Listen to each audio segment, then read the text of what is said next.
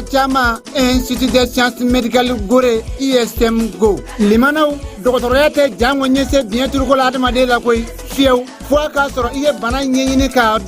dɔn lakari min bɛ ka sababu ka se ka dankari kɛ adamaden ka ɲɛnamaya la k'o kɛlɛ ka bɔ maaw farikolo la wa o yɛrɛ t'i ɲɛ fiyewu fo a k'a sɔrɔ i ye lakɔliso ɲuman sɛgɛrɛ a filɛ aw kɔrɔ école de santé kalajata n'a bolofara caman Institut des sciences médicales Gorée anw fɛ Bamakɔ ya Kalabankura fɛn min ye santé baara ɲuman ye sa nin bɛɛ lajɛlen bi kɛ école de santé n'a bolofara caman la école de santé kalajata o n'a filɛ kɛ anw bolo jigi ye formation de qualité dɔgɔtɔrɔya sira kan min bɛ se ka dɔn k'a fɔ aw ka denmisɛnw ka futinɛ yeelen ye o bɛɛ lajɛlen bi kalan nin lakɔliso dagabana ninnu na u ka bolofaraw de filɛ nin ye cycle niveau DEF technicien de santé publique infirmière obstétricienne technicien de laboratoire deuxième cycle n'o ye niveau bac ye infirmier d'état sage-femme biologie médicale formation wɛrɛ o kɔfɛ aide soignant ka taa fara matronne kan nin bɛɛ lajɛlen dasilen don école de santé kalajata n'a bolofara caman Institut des sciences médicales Gorée la ayiwa lakɔlidenw ani lakɔliden zɔnw a y'a sefa joona a ka lakɔliso in sɛgɛrɛ yanni jama ka caya u cogolen de filɛ anw fɛ Kalabankura yan hôtel Wasulu kɔfɛ tɛ coyi wali kelen nɛgɛjuru banba 76 45 85 40 n'o min ja 20 80 22 20 kalan ye siniɲɛsigi dugutigi ni wari dafara e passe d'a kan ka sira di ne ma Sunkalo e kunkolo a tɛ yen dugu wari ko o d'i ma fo dugu ani dugu o wari t'a de o kɔni kuma t'a la sa e ka sama mɔnɛ to yen i yɛrɛ ta Sita Sidi ka numéro filɛ nin wari ci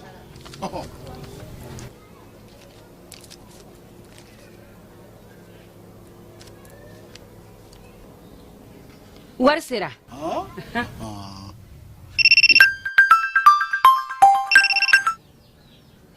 Allo i ye wari sɔrɔ o ɲɛna tiɲɛ yɛrɛ la ko ni sama bɛ maa min ɲɛ ko n komi t'i gosi ngonga sama mɔnɛ i yɛrɛ ta a sɔngɔ ka nɔgɔn ni Mali wari ci sira bɛɛ ye dépôt ye fu ye wari bɛ ci fu ni application ye wa bɔsara ye musaka fitinin ye sama mɔnɛ ji ni courant bɛ sara n'a ye crédit bɛ ta n'a ye sanni feere bɛ kɛ n'a ye sama mɔnɛ nin y'anw maliyɛnw ta ye a y'a si filɛ ka nkalon bɔnda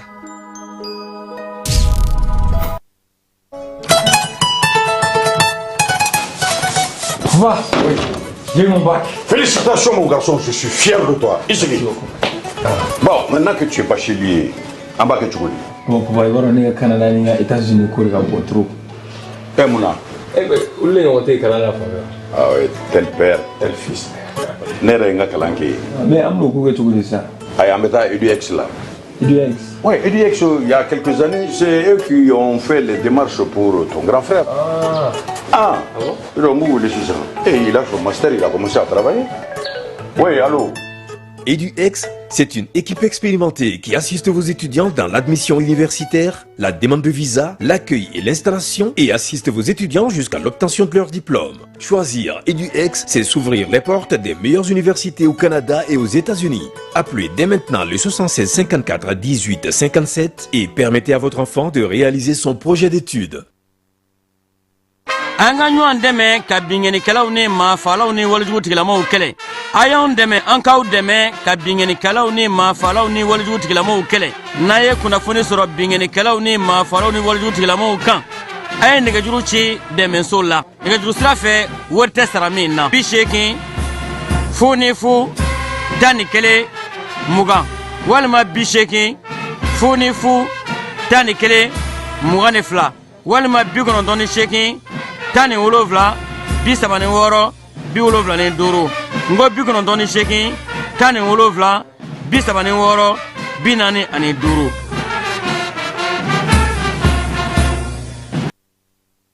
ESKJ, École de santé Kalajata, ana bolofara caman Institut des sciences médicales Gorée ISM Go limanaw dɔgɔtɔrɔya tɛ jango ɲɛse biɲɛturuko la adamaden la koyi fiyewu fo ka sɔrɔ i ye bana ɲɛɲini k'a dɔn lakari min ka sababu ka se ka dangari kɛ adamaden ka ɲɛnamaya la k'o kɛlɛ ka bɔ maaw farikolo la wa o yɛrɛ t'i ɲɛ fiyewu fo k'a sɔrɔ i ye lakɔliso ɲuman sɛgɛrɛ a filɛ aw kɔrɔ école de santé kalajata n'a bolofara caman institut de science médicale gore anw fɛ bamakɔ ya kalabankura fɛn min ye santé baara ɲuman ye sa nin bɛɛ lajɛlen bi kɛ école de santé n'a bolofara caman la école de santé kalajata o n'a filɛ kɛ anw bolo jigi ye formation de qualité dɔgɔtɔrɔya sira kan min bɛ se ka dɔn k'a fɔ aw ka denmisɛnw ka futinɛ yeelen ye o bɛɛ lajɛlen bi kalan nin lakɔliso dagabana ninnu na u ka bolofaraw de filɛ nin ye cycle niveau DEF technicien de santé publique infirmière obstétricienne technicien de laboratoire deuxième cycle n'o ye niveau bac ye infirmier d'état sage-femme biologie médicale formation wɛrɛ o kɔfɛ aide soignant ka taa fara matronne kan nin bɛɛ lajɛlen dasigilen don école de santé kalajata n'a bolofara caman institut de science médicale gore la ayiwa lakɔlidenw ani lakɔliden zɔnw a y'a sefa joona a ka lakɔliso in sɛgɛrɛ yanni jama ka caya u cogolen de filɛ anw fɛ kalabankura yan hôtel wasulu kɔfɛ de coyi wali kelen nɛgɛjuru banba 76 45 85 40 n'o min ja 20 80 22 20 kalan kalan ye siniya sini dugutigi ni wari dafara e passe d'a kan ka sira di ne ma sunkalo e kunkolo a tɛ yen dugu wari ko o d'i ma fo dugu ani dugu dun wara t'a de o kɔni kuma t'a la sa e ka sama mɔnɛ to yen i yɛrɛ ta Sita Sidi ka numéro filɛ nin wari ci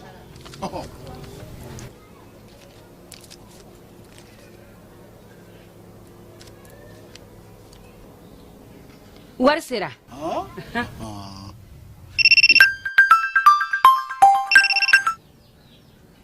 Allo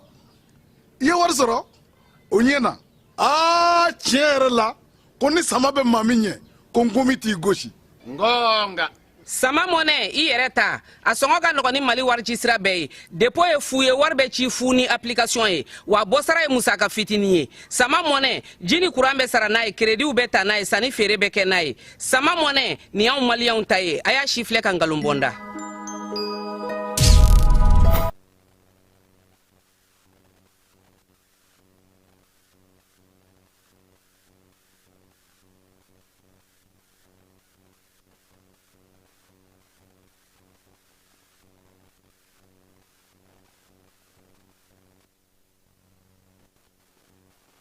dugutigi ni wari dafara e passe d'a kan ka sira di ne ma sunkalo e kunkolo a tɛ yen dugu wari ko o d'i ma fo dugu ani dugu dun wara t'a de o kɔni kuma t'a la sa e ka sama mɔnɛ to yen i yɛrɛ ta Sita Sidi ka numéro filɛ توكلت على الله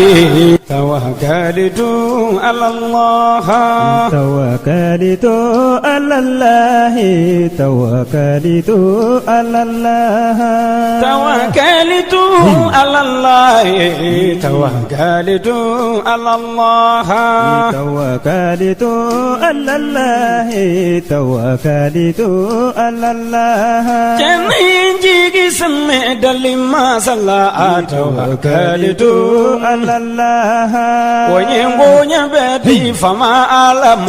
توكلت على الله جونجي جيجي سمي دلما صلى توكلت على الله وكم جيجي دغ فما علي توكلت على الله دلي فونا فما على دو توكلت على الله على جينا ودابا فما على دو توكلت على الله أنا مديونا فما على دو توكلت على الله دني فمتي دلي ما صدو توكلت على الله وكم ينجي سمي دلي ما صلى توكلت على الله على كلني فمتي دي توكلت على الله توكلت على الله توكلت توكلت على الله توكلت على الله توكلت على الله جوني جي سمي فما على الله samba fila ani mugan ani naani an b'a fɔ a ɲɛna sa k'a fɔ ko bi jumadonyaba in na an ka kibaruyaw fanba bɛna tali kɛ min na sa o ye k'a yira k'a fɔ ko titre foncier bɔli dugukolow la ko a baara bɛna daminɛ ni Medinekura ye Kalabankɔrɔ Sud Extension ale ni Zerni a ko bɛna kɛ cogo di minisiri a ye ɲɛfɔli kɛ a kɔni y'a yira k'a fɔ a ko tɛna kɛ balakacun ye baara bɛna kɛ cogo min a y'i da don la k'o fɛsɛfɛsɛ Amara ale y'a lakali cogo min n'a kɛra ten o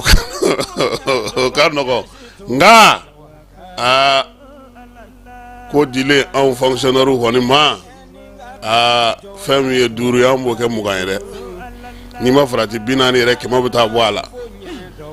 Ala ka hakili ɲuman di bɛɛ lajɛlen ma taji dɔrɔmɛ 10 bɔra ale sɔngɔ la han essence ni gasoil transporteur a t'a lajɛ sa jiko ko maa minnu bɛ ba bolo fɛ n'o ye ba joliba ye k'u ka fɛɛrɛw tigɛ sabula manantali ko nin y'a siɲɛ fɔlɔ ye ale fana ka daw wa k'a yira k'a fɔ ko ji min bɛ yen n'ale m'o bila o ka tɛmɛ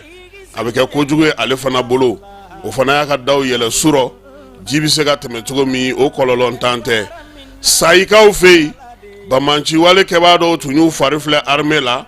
a ko kɛra u ka bɔnɛ ye min bɔra o kɔnɔna na wolomasiri tabaw ka bataki bi yan an na o da aw tulo kan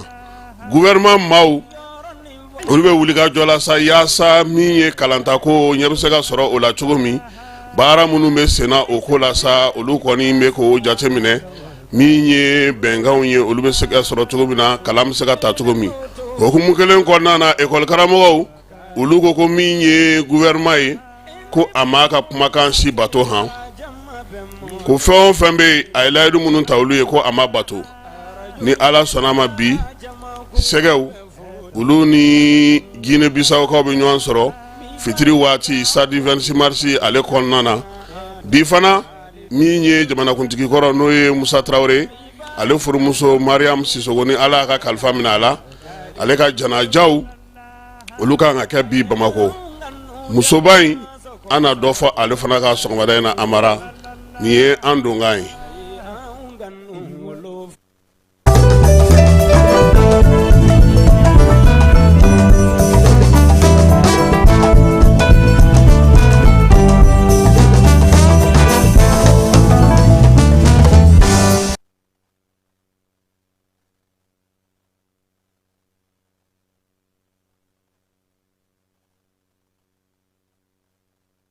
ayiwa an y'a fɔ an na cogo min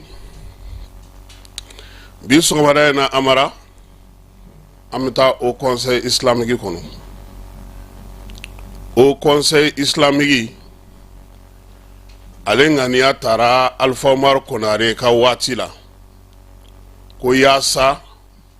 min ye an ka silamɛ diinɛ ye olu ni gouvernement u ka se ka kumayɔrɔ sɔrɔ u ka se ka baara kɛ ɲɔgɔn fɛ tɔn minnu b'a kɔnɔna na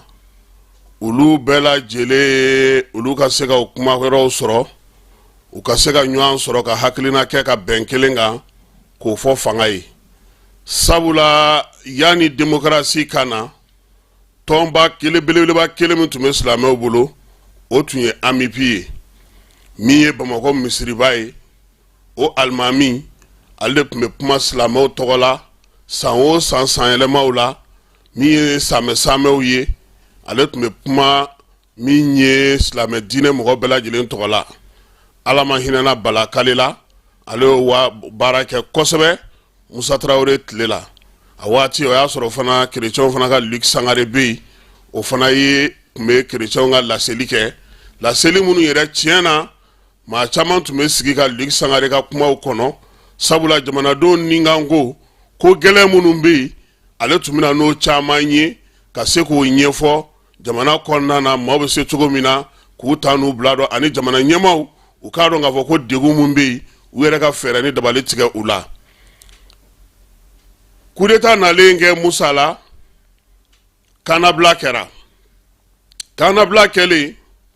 an bɛ pi kelen kun tɛ yen tuguni min ye Bamakɔ ye tɔnw nana caya kɔnɔ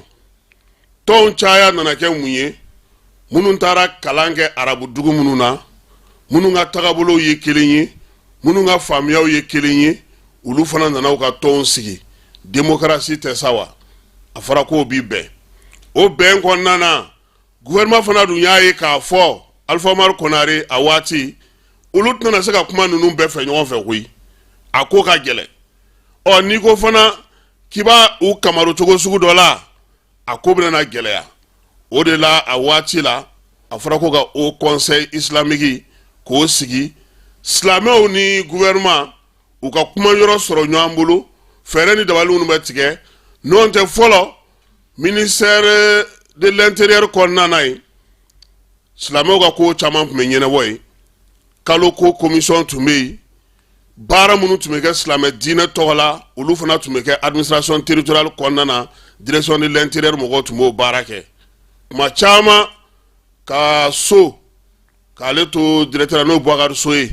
ale n'u ye baara caman kɛ ɲɔgɔn fɛ kalo yecogo ni fɛnw na u bɛɛ lajɛlen tun bɛ kɛ yanni Musa Bin cɛ nka Amara o conseil hakilina nana ni kun min ye o conseil sigikun kɛra kun min ye o conseil bureau sigi yɛrɛ fɔlɔ gɛlɛyaw yera ye gɛlɛya minnu yera o tun ye taabolo ko gɛlɛya ye a waati tiɲɛna bolofara misɛnnin tɔw kun man ca nka min ye wahabiyaw ye n'o ye sunamaw ye u ka hakɛ to sunamaw olu ni maa minnu bɛ yen n'olu ye kadiriya maaw ye a bɛ fɔ min ma ko malikiti olu ka mɔgɔw olu de kun bɛ yen a waati hakili la n'i ma fili waati na ne yɛrɛ kun ka surun Diko la kosɛbɛ ni Diko kun bɛ baara caman kɛ ɲɔgɔn fɛ a waati Diko delila a k'a to min ye cɛkɔrɔba ye n'o ye Cam ye o ka kɛ a ɲɛmaa ye o kun bɛ Amdala ye Lafiyabugu o tun bɛ Lafiyabugu donc bonya nana da o kan o kɛra ɲɛmaa fɔlɔ ye o y'a ka baaraw kɛ o bannen Diko fana nana ka labɛn ka na pour que o y'a sɔrɔ Diko bɛ bureau kɔnɔ Usmane Serifu Mandana Haidara bɛ bureau kɔnɔ bɛɛ lajɛlen bɛ bureau kɔnɔ nka taabolow nana caya parce que i b'a jateminɛ hali a bɛ fɔ min ma ko malikiya taabolo bolofaraw b'o fana kɔnɔna na min ye sunamɔgɔw fana ka taabolo ye bolofaraw b'o kɔnɔna na ani maaw ka kalanw kɛyɔrɔw n'u ka kow kɛcogow Amara nin bɛɛ lajɛlen ye degun ye degun minnu ni olu yera ni o nana kɛ mɔgɔw y'u fasa ja sisan taabolo wɛrɛw olu fana nan'u yɛrɛ sɔrɔ tuguni au conseil islamique kɔnɔ min ni belebeleba fila ye n'u bolofara misɛnw tɛ kelen ye bi anw bɛ min ɲini gouvernement fɛ bureau sigi min bɛ nale sabula an y'a fiɲɛ wulitɔ ye yɔrɔ jan a fɔra fɔlɔ ko maa min bɛ a kunna bi n'o Usmane Serifu Mandana Haidara ye ale ka mandat kun banna san 5 min kun kalifarala la o banna kalo 6 farala kan sisan u yɛrɛ bɛnna kan ka jɛkulu sigi jɛkulu min bɛna bureau kura sigili baaraw kɛ sen kan nka Amara jɔn ko a la fɔlɔ ko min bɛ ka wuli o ko la bi madala ni diinɛ ko don sisan dɛ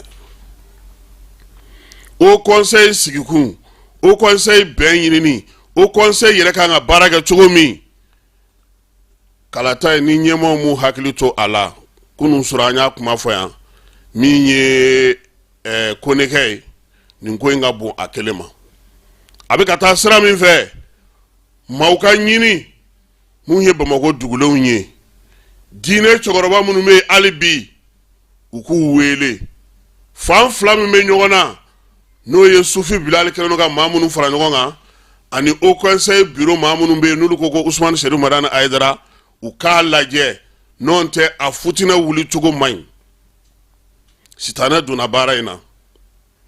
nin tile fila laban in an bɛ ka kuma minnu mɛn a cɛ man ɲi ɲɛmaaw ka kɔn u ka maaw ɲini maa minnu bɛ se ka nin ko in ɲɛnabɔ farafarali t'a la kojugu ye o kuma minnu ni ko minnu bɛna kɛ bɔlɔlɔ sanfɛ don nataw la o de ye jɔrɔna ko ye nin ko in na bi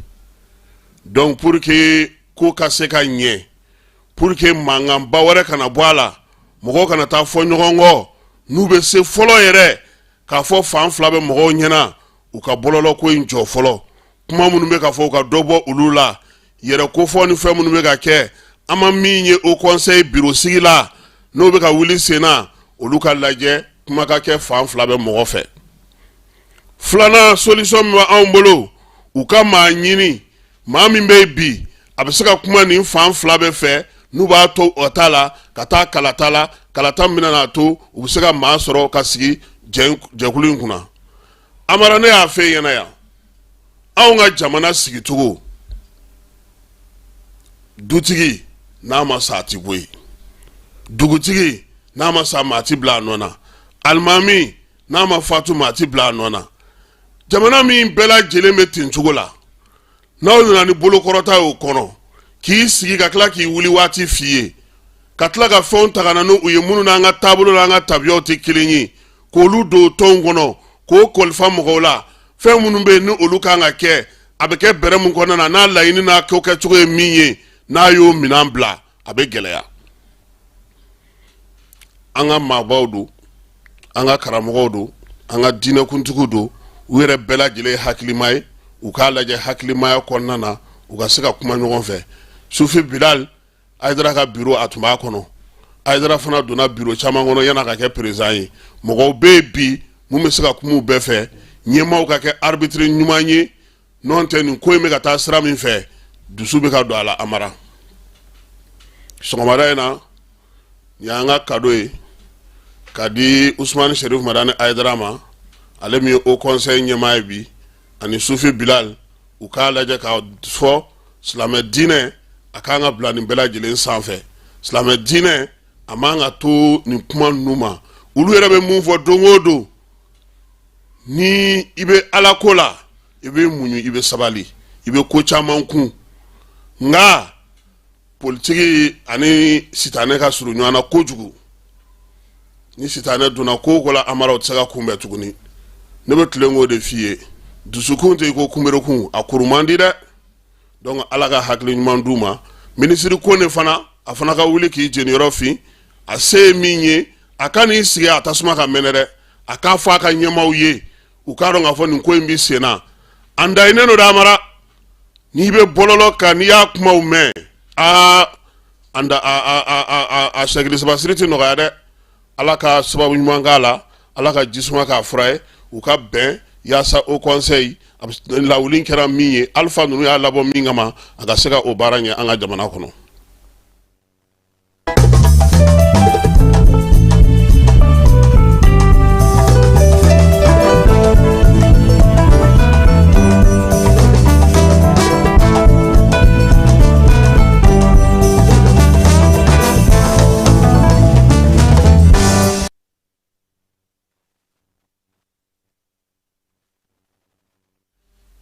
an bɛ aw fo k'aw tanu aw ka jani ale sugandili la yaasa ka se ka kibaruyaw sɔrɔ k'a to aw sigiyɔrɔw la wolomasiri tabaw ka ɲɛmaa n'o ye Balu Kɛrɛtigi ye a ko ko kunun na sinunko min ye nin kalo in tile 9 ye nɛgɛ kanɲɛ 11 waati an ka wolomasiri tabaw min ye sayikaw fɛ yen Masina marabolo la ka taa Sanyanfan fɛ Segu kɔnɔna na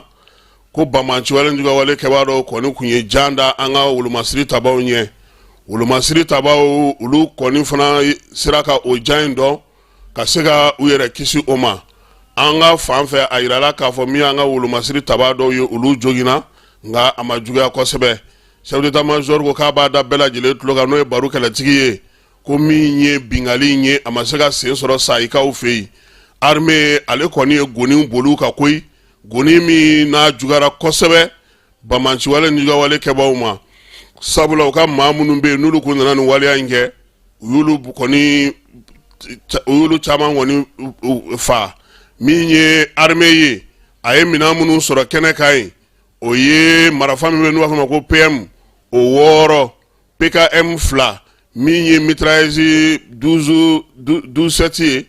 o kelen o ni chargeur grenade ale ni kunnafoni di minɛnw ka taa fara furakisɛw kan ani moto 30 olu masiri tabaw ko sa k'u b'a da bɛɛ lajɛlen tulo kan ko min ye maa minnu jogin u bɛ dugawu don k'olu ye fɔlɔ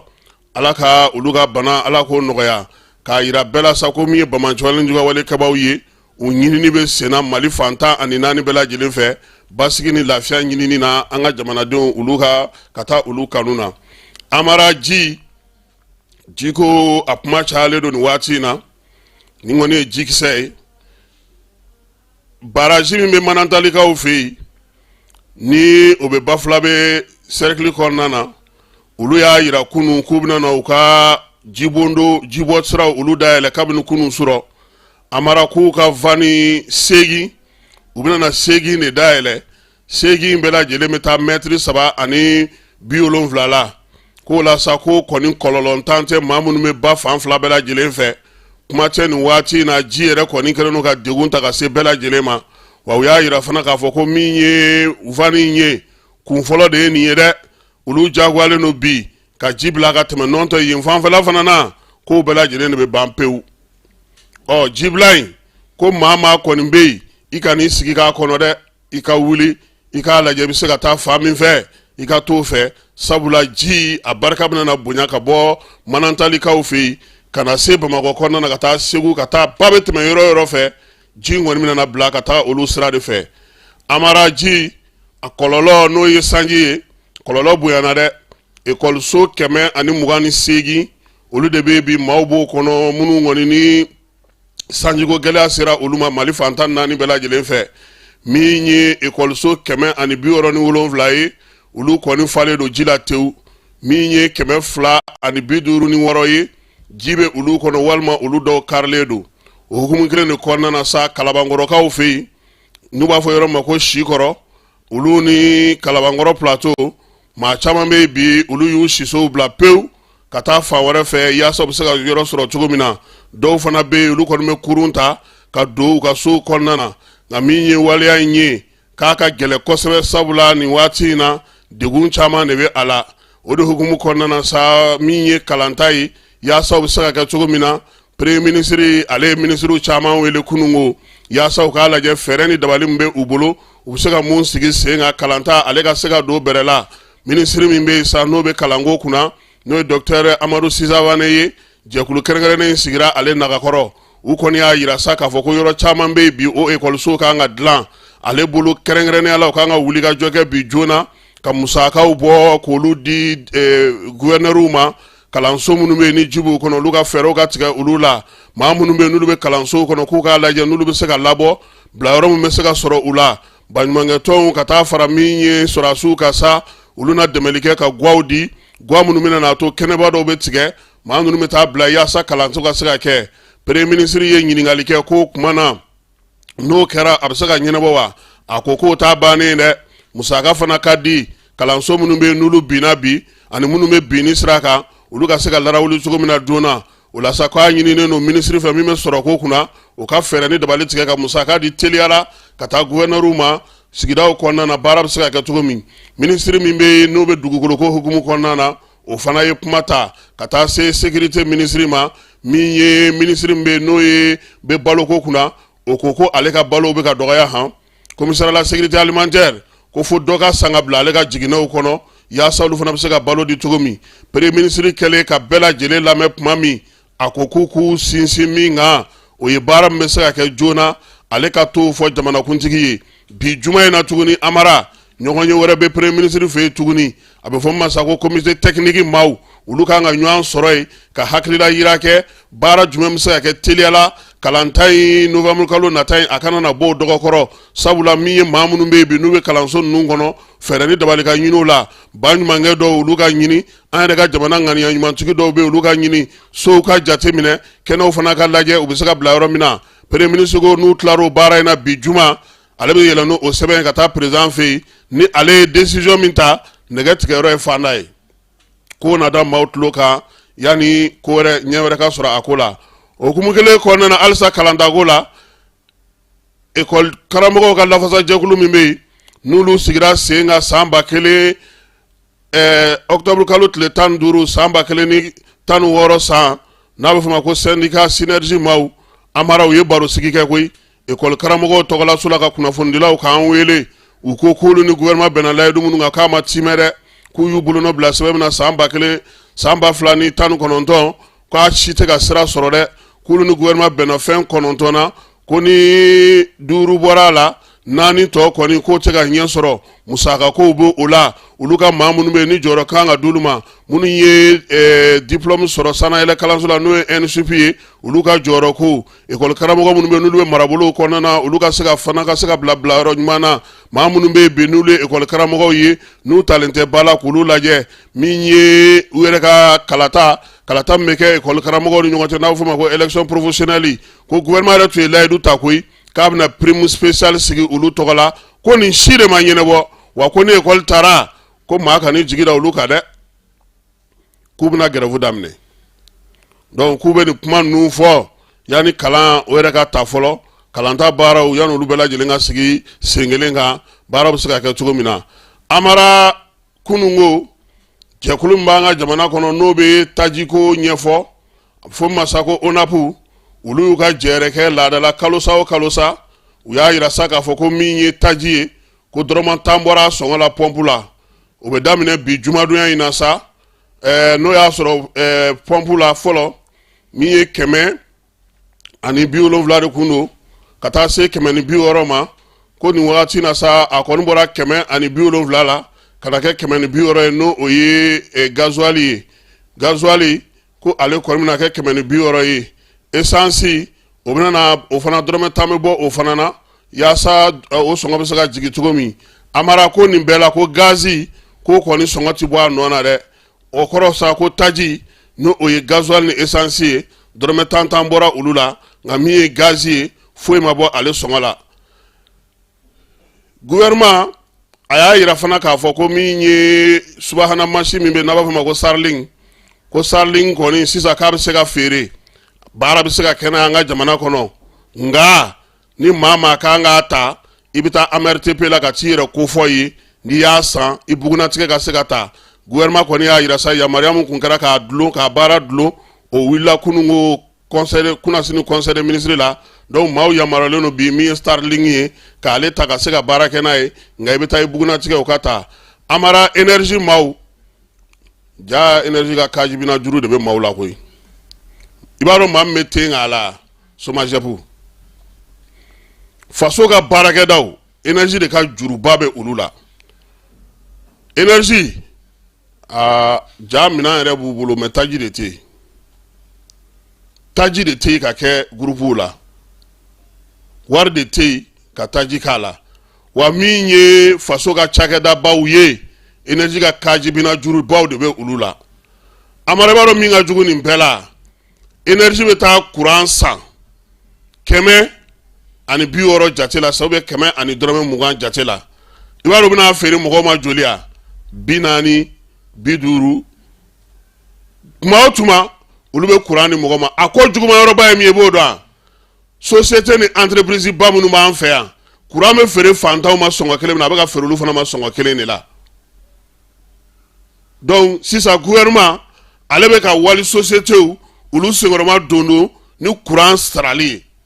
sabula a bɛ d'u ma sɔnnɔgɔya min na jamanaden bɛɛ b'a sɔrɔ o sɔnnɔgɔya kelen de fana na mais olu de ka courant jenita fana ka ca ni bɛɛ ta ye énergie mɔgɔw ye bataki dɔ ci an ma u ko ko u b'a da bɛɛ tulo kan compteur bɛ maa minnu bolo n'a bɛ fɔ a ma Isago k'a daminɛ kalo daminɛ na fo ka taa se nin kalo in tile 14 ma mɔgɔw ka se k'u ka recharge kɛ fɔlɔ Amara kalo tile 14 ka taa bila tile 16 la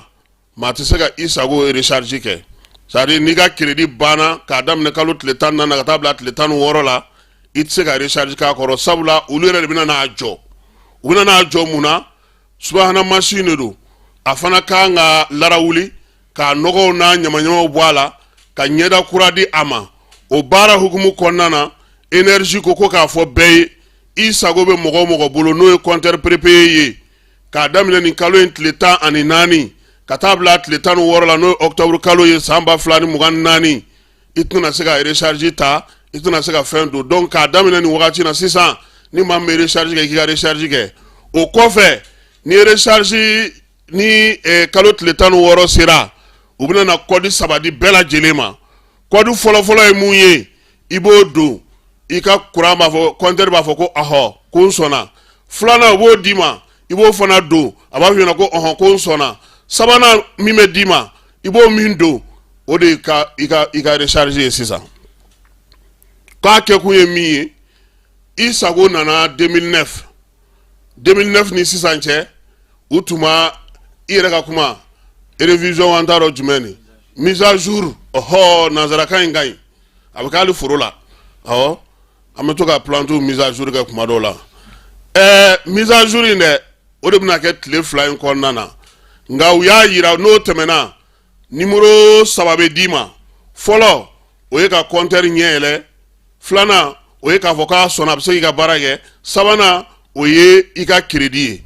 donc énergie ko k'o fɔ bɛɛ ye kalo tile 14 ka taa se tile 16 ma ni k'i bɛ recharge don a tɛ se ka kɛ i kana t'i ka bouton digi i kana t'i ka téléphone tiɲɛ olu yɛrɛ de bɛ ka baara kɛ wa ko n'o bɔra la sa ko fo min ye 2035 mise à jour kura y'o ye donc o kɔrɔ kɔni yan'o cɛ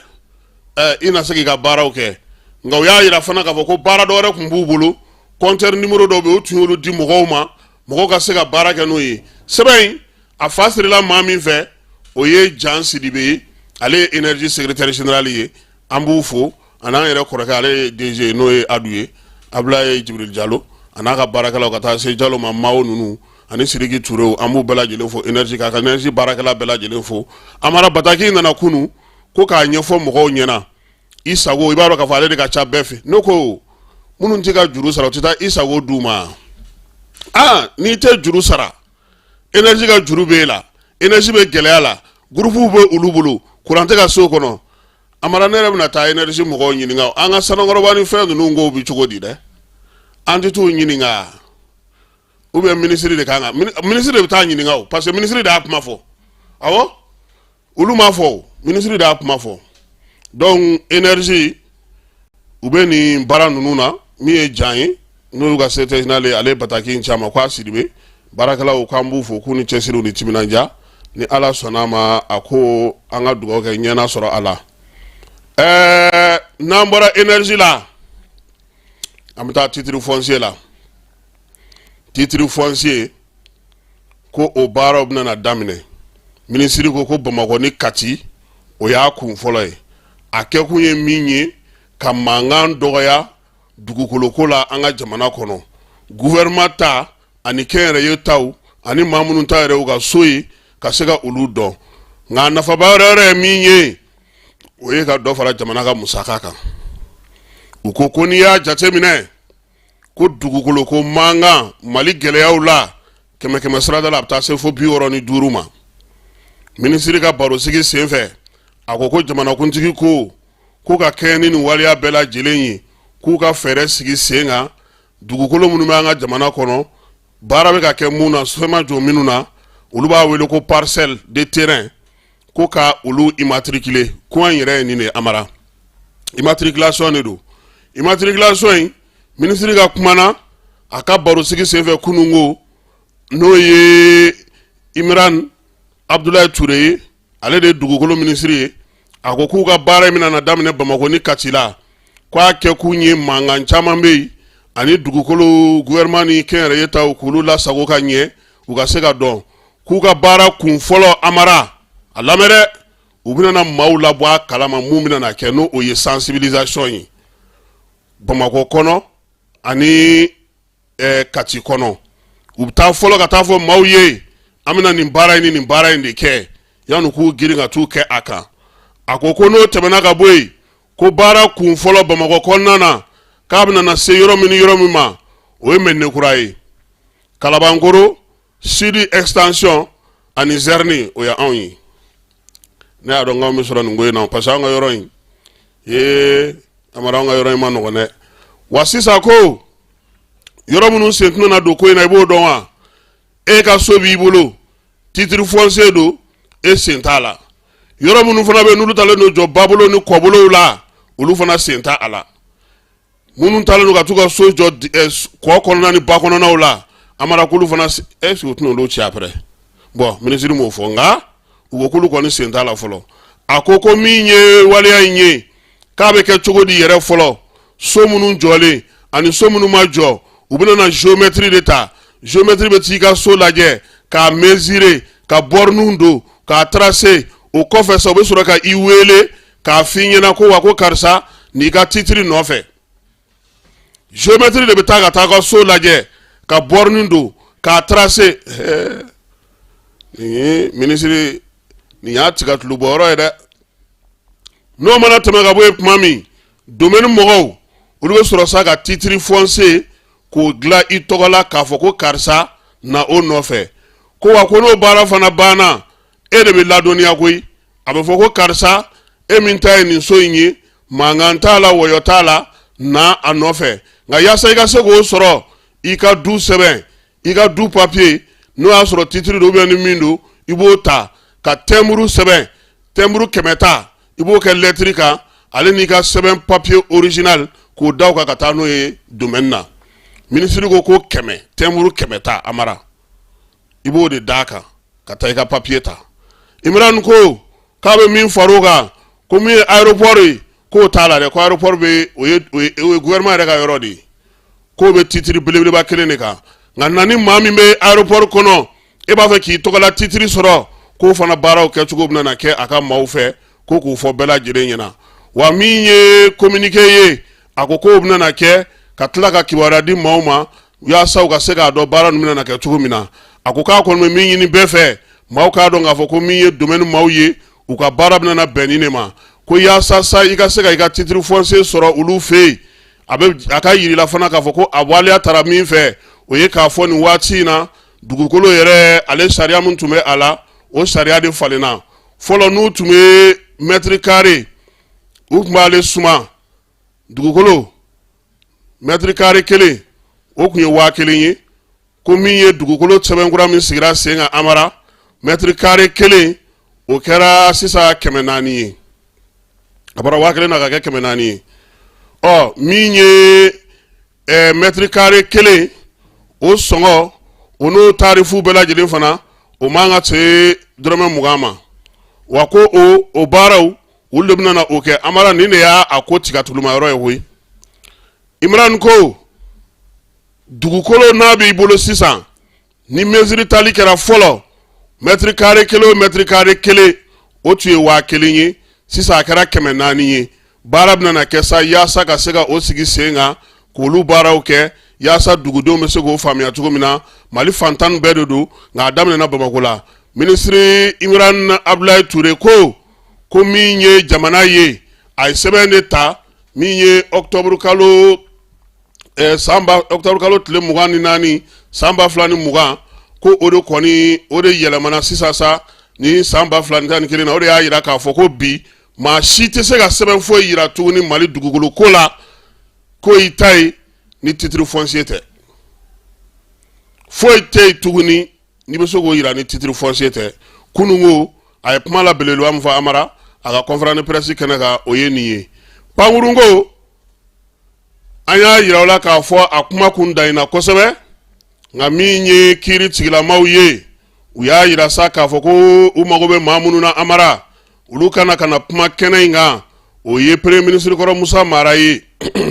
min ye Umar Tatamli ministre du budget kɔrɔ n'o ye Madani Touré ye Marc Gravajoli ani Mustafa Ben Barka ko olu de kan ka na ko wa ko maaw tɛ min kalama ko hali ni Ibrahim Boubacar Keita Ala ka hinɛ la n'a tun bɛ balo la k'a kun kan ka lamɛn nin ko in na koyi ko sabula ko dossier in kɛra kataba 4 de ye a ko dibidibiw ka ca ɲɛ tɛ ka se ka dɔn a ko la procureur ye fɛn o fɛn fɔ laɲini fɛn fɛn kɛra Amara a si ma se ka siɲɛ sɔrɔ kɔkɛ ale laɲini kɛlɛ ale fɛ sa ale ko min ye nin ko in ye dɛ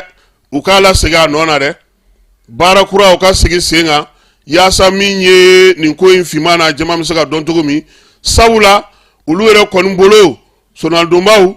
ale ni laɲini minnu kun kɛra ko in daminɛ na o bɛɛ lajɛlen kan ka don bɛrɛ la o de kɔfɛ sa min ye ministère public ye ale fana sɔnn'o ma koyi k'a sɔrɔ procureur yɛrɛ olu kun bann'o ma kiiri in daminɛ na avocat minnu bɛ yen n'olu ye sonaldonbagaw ye u ko k'olu ye nin f'u ɲɛna o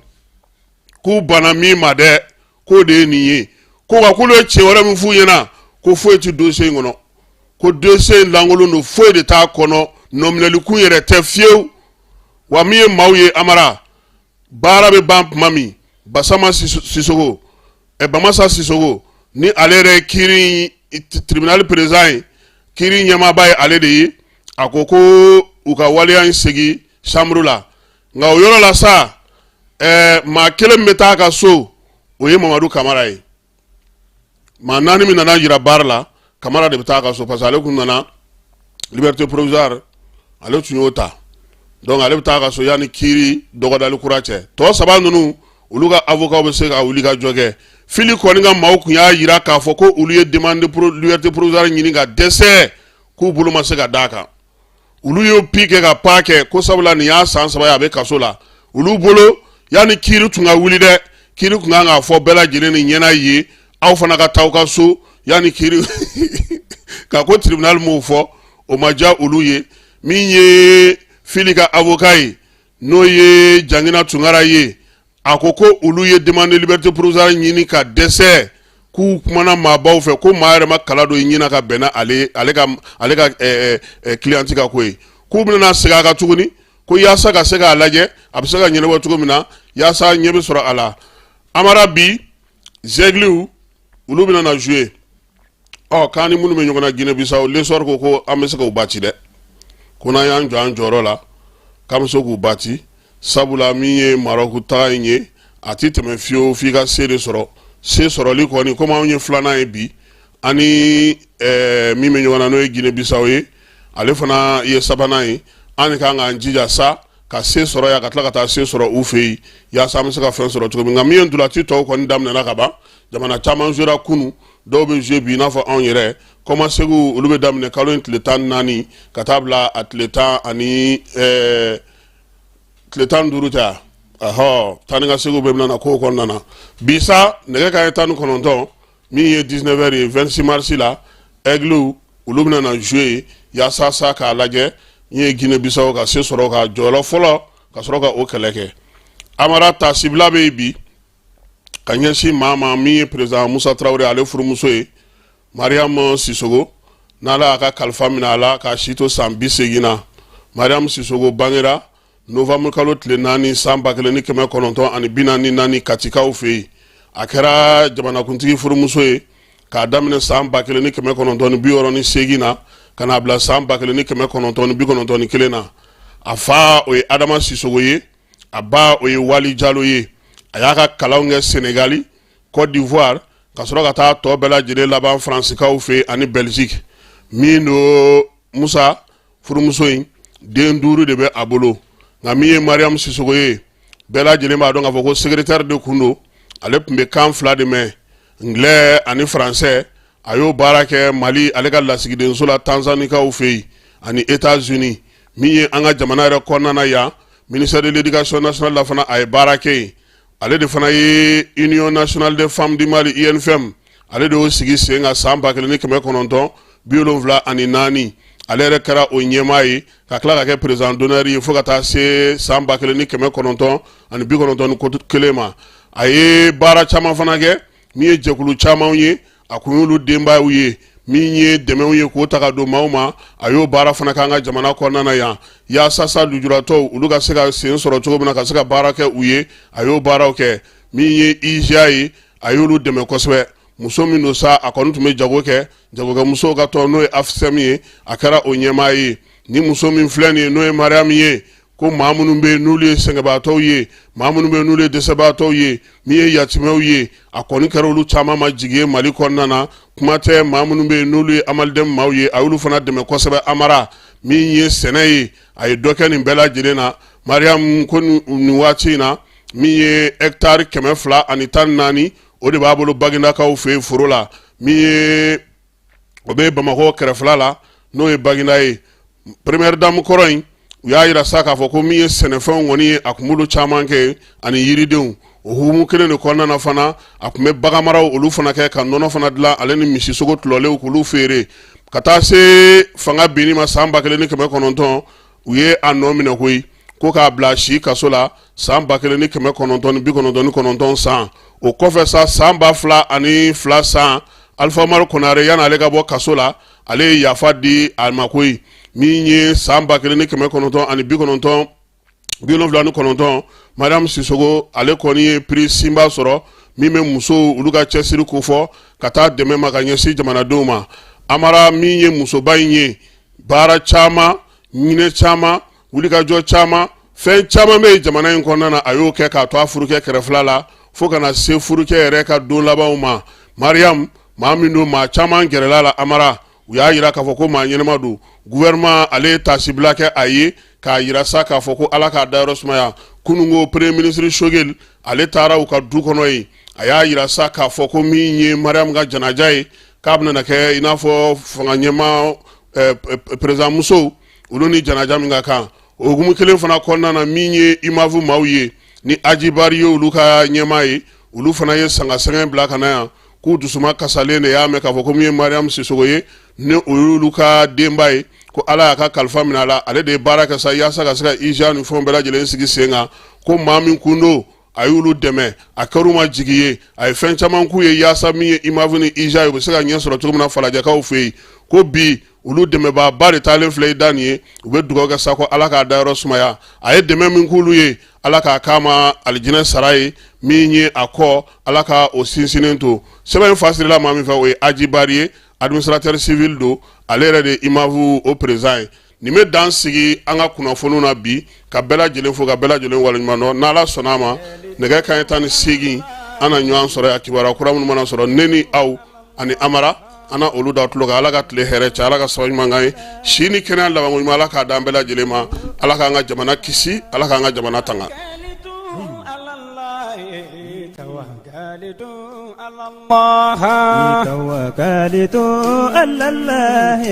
توكلت